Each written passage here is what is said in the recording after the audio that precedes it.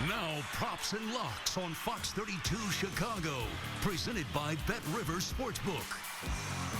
Good Sunday morning and welcome to Props and Locks. I'm Caitlin Sharkey. Week 8 of the NFL football season is upon us, and we are here to break down the best bets and odds of the biggest games of the week, courtesy of Bet Rivers Sportsbook. Joining me every Sunday morning, VSiN expert Danny Burke.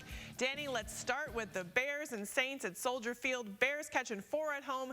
Saints have won 5 in a row against Chicago, but have covered the spread just twice in 6 games this season.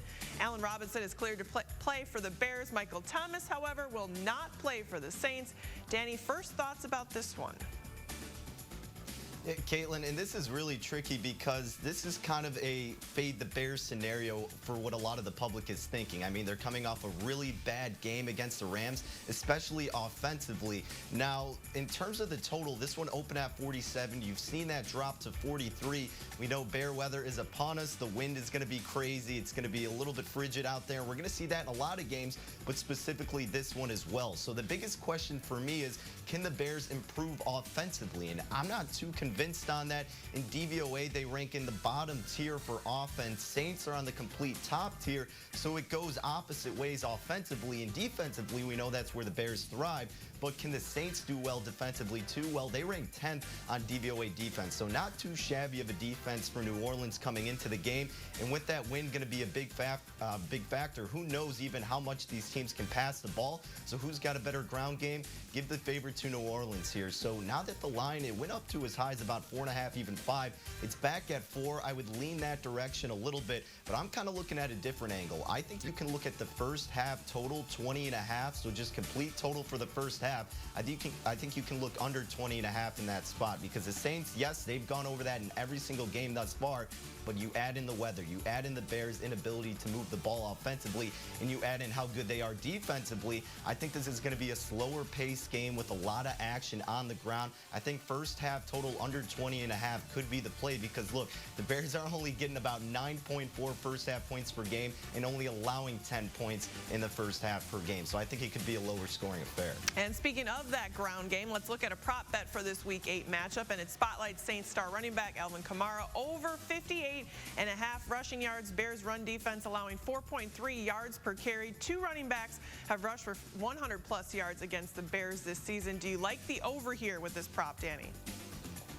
Yeah, I actually found this one pretty interesting. Kamara, 58.5 rushing yards today. Basically what I just said. I mean, the ground game needs to be implemented in this spot because of the weather, and Kamara's really had a solid season thus far. The only concern is if Murray takes some of that workload in the backfield.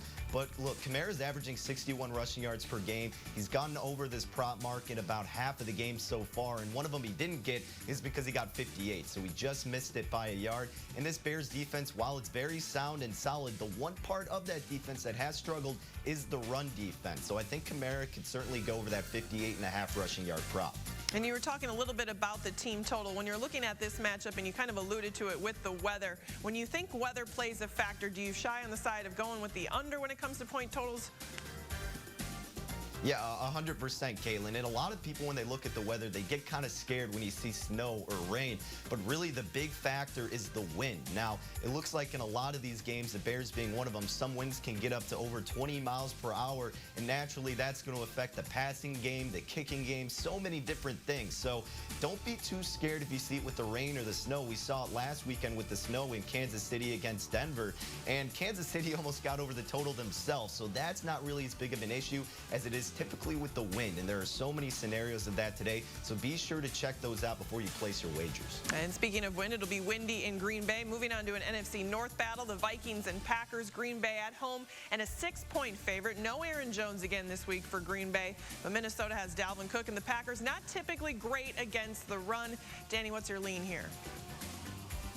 I'm looking at the Packers side here, but I'm not looking at it for the full game. Now, if you are considering the full game, we always talk about it on the show, teaser opportunities. The Packers are probably going to be on everybody and their grandma's teaser this weekend because they're in kind of that perfect spot of if you tease them down either 6, 6.5, depending on where you get the line at, all you need them to do is win. So you would pair that with another team, and then you'd be looking pretty good.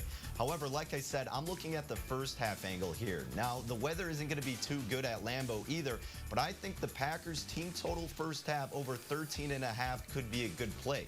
This Green Bay team in that week 1 performance against Minnesota put up 22 points in that first half. And if you look at how they've done throughout the course of the season, they're averaging 17 points per game in the first half thus far. Vikings on the other side, they're allowing opponents about 12 points per game in the first half, so not terrible, but in terms of relatively key numbers with total, you're getting under the 2 touchdowns. I certainly think the Packers can at least get 2 touchdowns in that first half, because this Minnesota defense certainly isn't the same that we're accustomed to seeing in seasons past, and they've really gotten off the slow starts. You mentioned Aaron Jones. That was supposed to be the issue last week, right?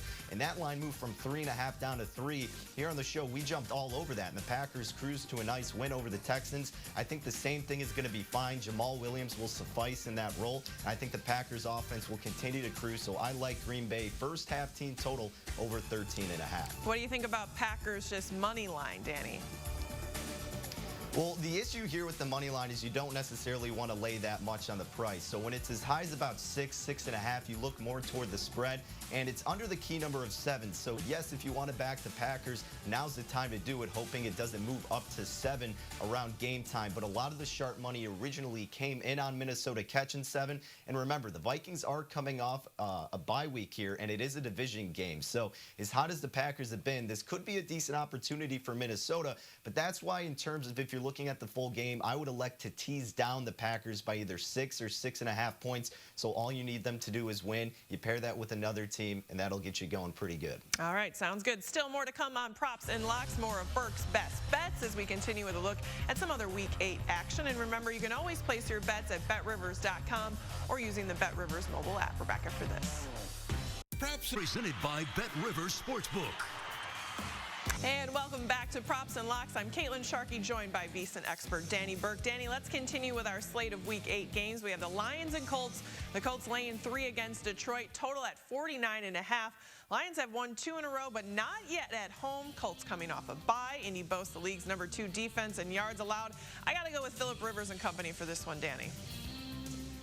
I'm with you here, Caitlin, and it's tough because I've kind of been bashing old man Rivers throughout the season because you can't really trust him so far, and it's obviously his inability to move the ball is concerning when you back him. But the Colts are coming off a bye here, which is a point I don't think a lot of people are making. So it's a little bit shocking, in my opinion, that this number has been steady at 3 throughout the course of the week, assuming that the sharp buyback would be on Detroit if it got to 3.5. So that makes sense, I guess. But look, this Detroit team, we've talked about this as well, Caitlin. They have all the skill there, at least offensively. It's just they can't really put it together for all 4 quarters. So that's what's a little bit concerning with this Detroit team.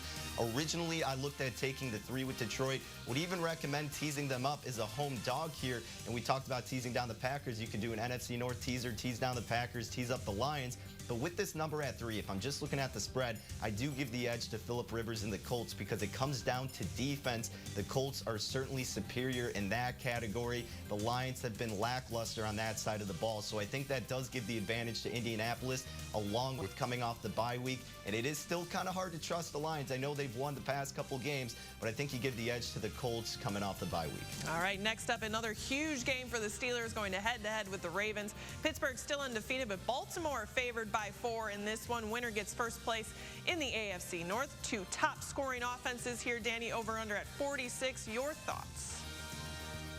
Yeah, so this one opened up with Baltimore as a 5.5-point favorite. Now we've seen it go down from either 4 to 4.5. Like you alluded to, it's currently at 4 in favor of Baltimore.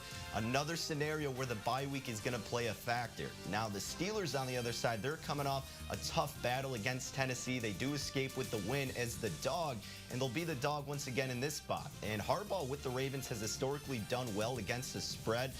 Coming off a bye week, and I think that could be the same play here because you're laying 4, and yes, you don't get it at that 3 number, which is kind of unfortunate, and I wouldn't recommend buying it down, but I would look the way of leaning the 4 with Baltimore. Their offense has been a little bit slow out of the gate, but their defense has been incredible. Both of these teams are neck and neck when it comes to offense and defense, so when it kind of evens out, I think you give the advantage to the home team coming off of the bye. Lamar Jackson getting an extra week to rest that knee, more scheming coming up with Harbaugh. I like the Ravens laying 4 in this spot, Caitlin. All right, back in the NFC, 49ers and Seahawks. Seattle laying 3 at home, coming off their overtime loss to the Cardinals, dealing with a number of injuries. Niners continuing to find ways to win. Seahawks also pretty banged up. Chris Carson and Jamal Adams questionable. I don't trust the Seattle defense. I like Kyle Shanahan. I'm taking San Francisco with the points here, Danny. All right, looks like we'll be butting heads here, Caitlin, because I'm going with Seattle. Now, this line has been pretty much at 3 for most of the week. It did drop down to 2.5 very briefly at Bet Rivers, I believe, on Thursday, and I actually laid the 2.5 then. Would still lay the 3 now with Seattle being at that key number. But you brought up a huge point. That Seattle defense is so bad and so hard to trust. But you look at the other side with the 49ers, they're kind of the darling team right now, getting a primetime win against the Rams and then another huge win against Cam Newton and the Patriots. So everybody's going to be looking at this line thinking, how are the 49ers catching 3? And the Seahawks just lost to the Cardinals, who we're still not too convinced on.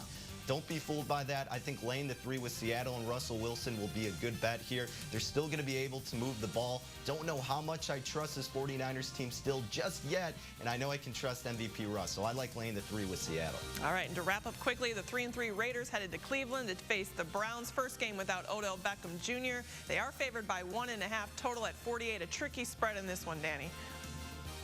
Originally, I like the total here, but the wind is going to play a factor. So instead of playing the total, I like the Browns money line minus 125. The run game is what's going to prove to be the deciding factor against this terrible Raiders defense, Caitlin. All right, thank you, Danny, and thank you for joining us on Props and Locks. Make sure you join us every Sunday at 10 a.m. Make sure you place those bets at betrivers.com.